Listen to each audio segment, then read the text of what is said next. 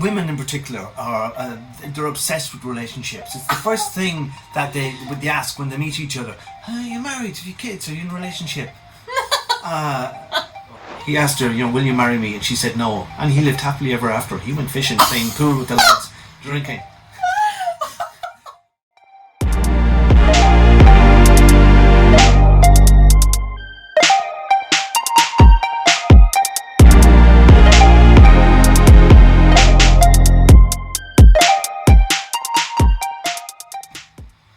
So Paul thinks that we should absolutely forget about relationships, but I think we should discuss it first. I'm done with relationships. I just couldn't be arsed at this point in my life. He's had so many bad experiences, guys. And I don't want any more. That there will be no more. Yeah, look, I find that women in particular are they're obsessed with relationships. It's the first thing that they ask when they meet each other. Are you married? Have you kids? Are you in a relationship? They do. Is that true, lads? They do. Comment down below and let us know. They do. It's the be all. It's like like even a friend of mine. She said women are built for relationships. Wow, really? Yeah, they're looking for the love of their life. The fairy tale thing, the prince will come along. That kind of stuff that they're indoctrinated with. I think that's an age thing, though. I'm going to go down the age route. I think women of my age are a bit more like that, or older. Come on, look at Frozen and all of those Disney things.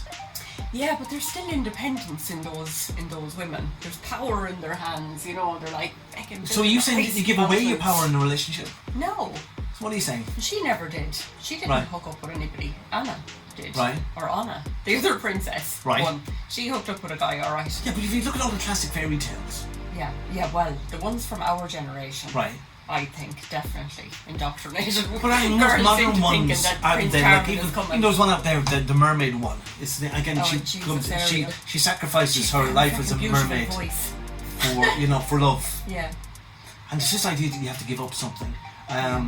My uncle is home visiting at the moment, and he was reading the things. They said the shortest love story ever. He asked her, will you marry me? And she said no. And he lived happily ever after. He went fishing, playing pool with the lads, drinking.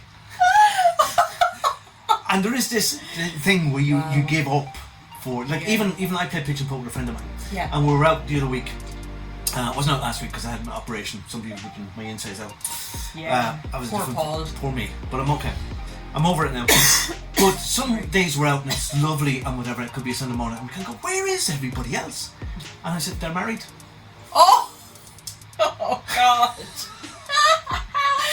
Well, it is true that it does bring responsibility if you have kids and things like that, and but most but we have to ask permission. Please, can I go out and I don't think it's like that. I have to disagree, right? It is. You have to consider the other person, or if you've had plans together or whatever. Like for example, right? Jer and I get on really well. We're like best friends, so we do a lot of things together when we get time. But because we have children, it's just crazy. Like we never do anything. Do you ask his permission to do stuff? Do you kind of go, I'm going out for a night out with the girls, or do you go, can I go out for a night out with the girls? It's somewhere in the middle. I say I'm thinking about going out with the girls on this weekend. Does that suit you? Right. Because he's got to take over the whole run of the house. Yeah. And the going horse riding or whatever it is, doing all the things with the children while I go out. You know, so there is a little bit of guilt around it. If I'm going to go somewhere, I have to rely on him. I don't have to ask anybody's permission. You okay? Sorry, I shocked you. Do you want to drink water? Glass of water here. Here you go. God, thanks. I shocked her. Siobhan is speechless for the first time ever. Choking me.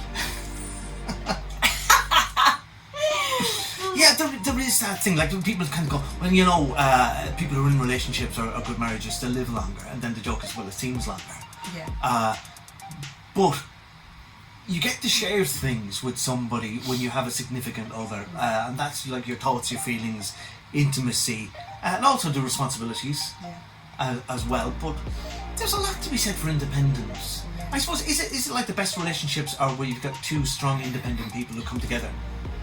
Well, I don't know. I mean, I looked at a huge piece of research actually around principals in Ireland actually. There were principals of schools, so the people who run the school basically. And apparently the most successful principals were the ones that were married and had a supportive partner. Yeah. Now, it didn't say whether it was same-sex marriage or it was across the board, both. So, I mean, I think that's interesting. If you have a supportive partner that's willing to support Well, I suppose you can run things by them. Like you're not making entirely all your own decisions. Is the other side of the coin, where you can run something past somebody and get their take on it, and then make a better decision. Now, if I have to do something for work, I find my husband very supportive. Yeah. But, you know, I say, I have to go to a meeting, after work or whatever. He's like, yeah, no problem. Go do what you have to do. Yeah. You know, which wouldn't be heard of years ago, like in my mother's time. Yeah. She had to work late. My father would be like a lunatic. But wasn't that the thing? Like the traditional role of the woman was in the home, and this is what she had to do. She had to just stay in the home, and her responsibilities were there, whereas the man's responsibilities were out and about. Yeah, he was usually like the breadwinner. Or he was the drinker. He was in the pub. Yeah, God. Thank God that wasn't a frequent thing, I suppose, really in society. But it happened a good bit in Ireland, I suppose. Really. Happened in my family. Yeah. My dad wasn't like that. Now Yeah. he did provide for us really well. Yeah, well, my father did provide, but he did do the I'm going out. Yeah. It wasn't like, can I go out? I'm going out. And somebody's really going to a meeting or some club or other, but the meeting was priority. We're going for drinks. Uh-huh. Meeting. We'll be talking about stuff. Yeah, I was lucky enough, I suppose. Yeah. In that regard. So I suppose you see, if you're single, then you could be guilty of being irresponsible. Mm. Yeah.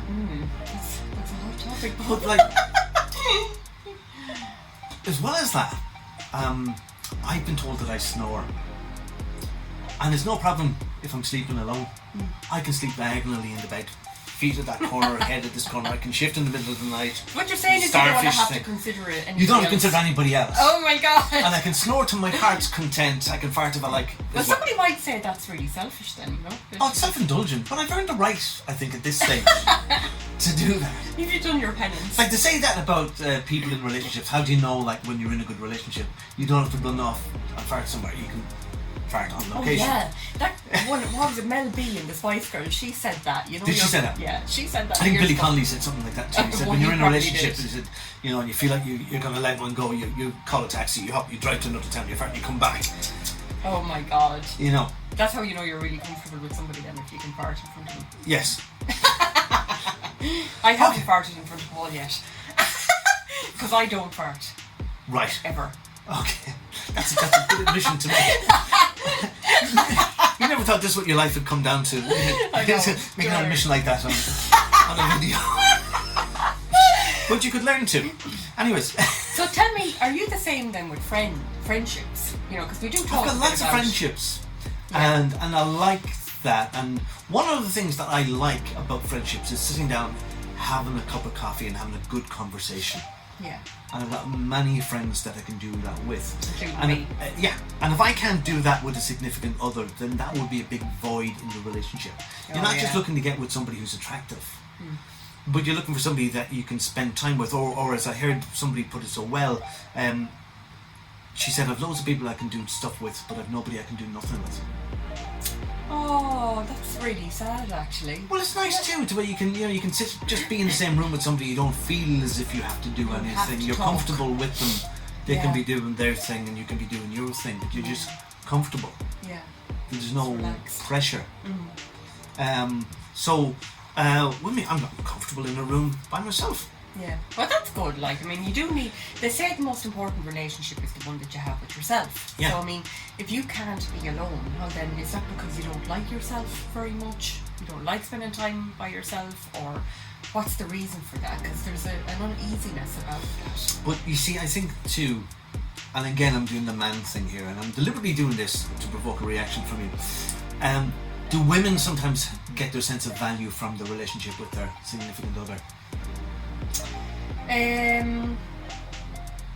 Your sense of value. I think that's a really hard question, actually, because it's not true of all women. I know, and this is why I'm saying it, because I'm Poke at me. provoking a reaction. Because you know the way we mentioned about women fishing for compliments. Yeah.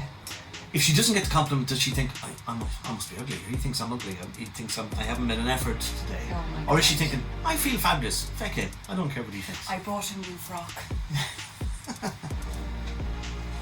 And if he doesn't say, wow, you look amazing. He says, what's for dinner? Am I fat? Are you saying I'm fat? Does my bum look big in this?